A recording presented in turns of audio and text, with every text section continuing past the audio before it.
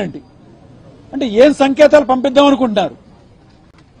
గుంటూరు నడిబొడ్డున ఉన్నటువంటి ఒక మాజీ మంత్రి ఇంటిని ఇంత దారుణంగా మీరు చేస్తున్న దానికి మీరు ఏం సంకేతాలు ఇవ్వదలుచుకున్నారు? ఇక్కడ స్థానిక ఎమ్మెల్యే గారు, ఆవిడ మహిళ, ఆవిడ భర్త రామచంద్రరావు, వీళ్ళందరూ ఏం మాట్లాడుతున్నారండి? మా ముఖ్యమంత్రి అంటే ఊరుకుంటామని. ఆయన చాలా స్పష్టంగా చెప్పారు, నేను ఆయన్ని ఏమీ అనలేదు, అక్కడ ఉన్నటువంటి వాళ్ళు నా మీద చాలా చండాలంగా మాట్లాడుతుంటే దానికి ప్రతిస్పందించి వాళ్ళనన్నాను, అవసరమైతే మీ ముఖ్యమంత్రి గారిని రమ్మనమని చంద్రబాబు నాయుడు గారిని అన్నాను, కానీ ఎక్కడ కూడా ఆయన తిట్టింది లేదు. అయినా కూడా తప్పుగా అర్థం చేసుకున్నారేమోనని ఇంటికి రాగానే ఆయన చాలా పెద్దరికంగా క్షమాపణ చెప్పి ప్రెస్ మీట్ పెట్టి క్షమాపణ చెప్పడం కూడా జరిగింది. అయినా కూడా మీరు ఇంత దారుణానికి ఒడిగట్టారంటే మీరు ఏం సంకేతాలు పంపించదలుచుకున్నారని నేను అడుగుతున్నాను.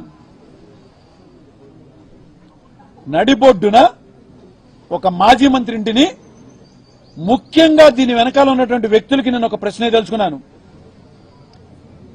పెమ్మసాని గారు కేంద్ర మంత్రి,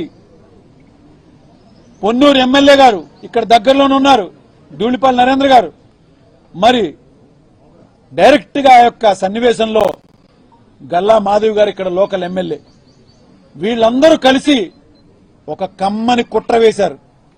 అదన్నీ మాకు తెలుస్తున్నాయి. ఏం చేద్దాం అనుకుంటున్నారు? ఏమిటి మీ ధైర్యం? నడిబొడ్డునున్నటువంటి ఒక కాపు నాయకుడు ఇంటి మీదకి వచ్చి మీరు దౌర్జన్యం చేసి మేము చాలా ధైర్యవంతులం అని చెప్పాలనుకుంటున్నారు. మీ ధైర్యం రావడానికి కానీ, మీరు అధికారంలో రావడానికి కానీ కాపులు సహకరించలేదని నేను చాలా స్పష్టంగా ప్రశ్నిస్తున్నాను.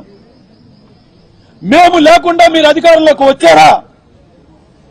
గత 40 ఏళ్లుగా ఈ యొక్క అవమానాలు, ఈ యొక్క ఇబ్బందులు మాకు రంగా గారు చనిపోయిన దగ్గర నుంచి కూడా మేము పడుతూనే వస్తున్నాం. మీరు ఎలక్షన్ టైంకి వస్తున్నారు, బర్తిలాడుతున్నారు, ఓట్లు వేయించుకున్నాక మా నెత్తి మీద ఎక్కి మీరు నాట్యం చేస్తున్నారు. వీటన్నిటికీ కూడా చరమగీతం పాడేటువంటి సమయం వచ్చింది. అంటే ఇక్కడ కుల ప్రస్తావన నేను తీసుకొచ్చానని చెప్పని మీరు తప్పుగా అనుకోవచ్చు. నేను ఏ పార్టీలో ఉన్నా కూడా ఎక్కడ కాపులకు ఇబ్బంది కలిగితే తప్పనిసరిగా స్పందిస్తాం మేము. ఎందుకంటే మీరు కందుకూరు నియోజకవర్గంలో జరిగినటువంటి దార్కానిపాడులో ఒక దారుణానికి కూడా నేను అంతే విధంగా స్పందించాను.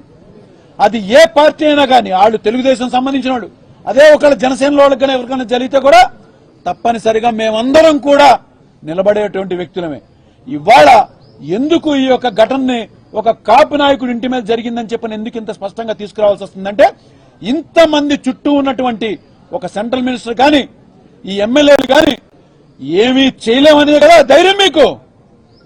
చెప్తున్నా, మీకు గతాలు మర్చిపోయి ఉండుంటారేమో, ఒక్కసారి గుర్తు చేయదలుచుకున్నాను. 1988 కాపుల నుంచి ఎదుగుతున్నటువంటి పేద ప్రజల అండతో ఒక కాపు నాయకుడిని కూడా ఆ రోజున వంగవీటి మోహన్ రంగా గారిని కూడా ఇంతే ఇదిగా, ఇంతే కక్షపూరితంగా చంపారు. దాని యొక్క పర్యవసానం ఎక్కడికి వెళ్ళింది? 89లో మీరు అధికారాన్ని కోల్పోయారు. అవునా కాదా? ఇంకొక రెండో ఉదాహరణ చెప్తున్నా. 2016లో 14లోనేమో మీరు ఏదో కాపులకు చేస్తామని బూటకపు మాటలు చెప్పి 2016లో చేయలేదని దాన్ని నిలదీసినటువంటి ముద్రగడ గారిని, వాళ్ళ కుటుంబాన్ని కూడా ఇంతే దారుణంగా మీరు చిత్రహింసలు పెట్టారు. దాని పర్యవసానం 2019లో అధికారాన్ని కోల్పోయారు. ఇవాళ మళ్లీ మాకు కాపులు అండలేందే మేము అధికారంలోకి రాలేమని చెప్పని మా ఇళ్ల చుట్టూ తిరిగి మాయమాటలు చెప్పి కొంతమందిని మభ్యపెట్టి మళ్ళా తిరిగి అధికారంలోకి వచ్చారు. మొన్న వచ్చి ఇవాళ అంబటి రాంబాబు గారింటి మీద చేసినటువంటి దాడి రేపు రాసి పెట్టుకోండి, 2029లో మీరు అధికారాన్ని కోల్పోతున్నారని చెప్పని ఈ కూటమి ప్రభుత్వానికి స్పష్టంగా తెలియజేస్తున్నారు. దీన్ని బట్టి చూస్తే ఎక్కడ ఏ సంవత్సరం మీరు అధికారంలోకి వచ్చి మీరు కాపుల యొక్క ఇళ్ల మీద దౌర్జన్యం చేసిన వెంటనే కూడా ఆ తర్వాత వచ్చే ఎలక్షన్స్ లో మీరు అధికారాన్ని కోల్పోయారు. ఇవాళ రాంబాబు గారి ఇంటి మీద కూడా దీన్ని అదే విధంగా చూస్తున్నాం. అంబటి రాంబాబు గారిని ఇక్కడ నడిబొడ్డున ఇంట్లో ఉంచి గుంటూరు మధ్యలో మేమేదో దౌర్జన్యం చేసేశాం అని చెప్పని గల్లా మాధవి గారు, గల్లా రామచంద్రరావు గారు గల్లా ఎగరేస్తున్నారు. చెప్తున్నాం, పాత జ్ఞాపకాలను ఒకసారి గుర్తు తెచ్చుకోమని ఒక్కసారి చెప్తున్నాం.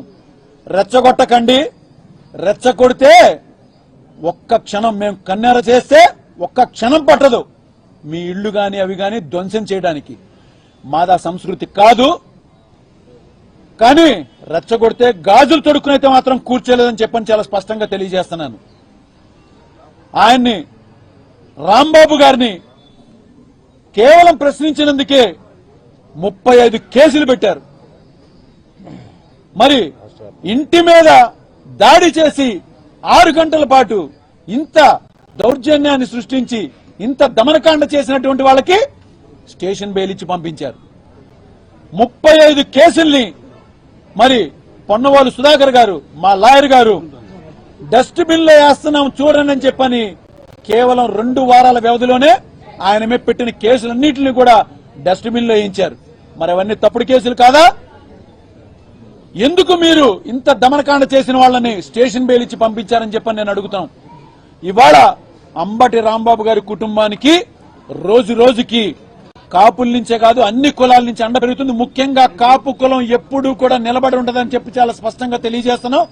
అమ్మా, మీకు ఎలాంటి ఇబ్బంది వచ్చినా ఒక్క పిలుపు ఇవ్వండి.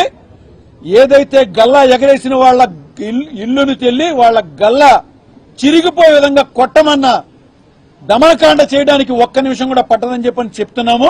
మరొక్కసారి ఈ యొక్క ఇలాంటి ఘటనలు గానీ ఎక్కడైనా కాపు కుటుంబాల మీద గానీ ఎక్కడైనా గానీ చేశారని తెలిసిందా, ఇక అదే మీ అందరికీ చివరి రోజు అని చెప్పని కూడా నేను చాలా స్పష్టంగా తెలియజేస్తున్నాను.